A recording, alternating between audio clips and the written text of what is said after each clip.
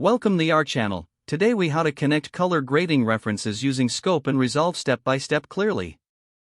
To connect color grading references using Scope and Resolve, begin by opening your project in DaVinci Resolve.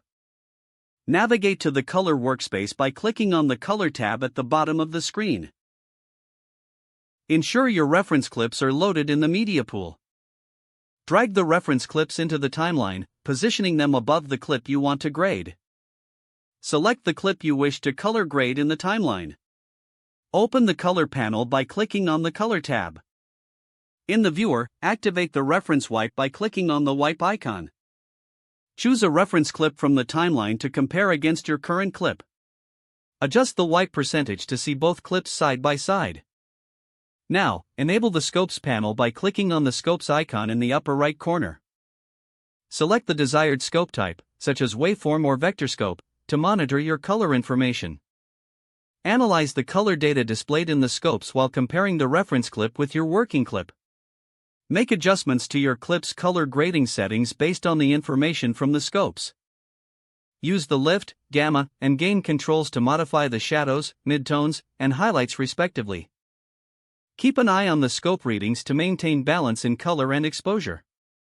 Fine-tune your grading as necessary, regularly checking the reference clip for consistency.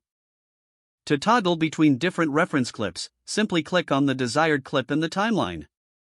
Continue refining your color grade until you achieve the desired result. Once satisfied, save your project to avoid losing any changes. Close the Scopes and Reference wipe when you finish the grading process. Ensure that your final grade aligns with industry standards by double-checking the scopes.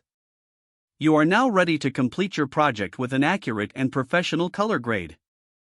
If the page does not load, refresh the browser or try again in a private or incognito window. Make sure you are using the correct email address, then retype it carefully to avoid small typos. If your password is not accepted, use the reset option and create a new strong password you can remember. Check your spam folder for verification or security emails, then complete any requested confirmation steps. Enable two-factor authentication if available to improve account security and reduce unauthorized access risk.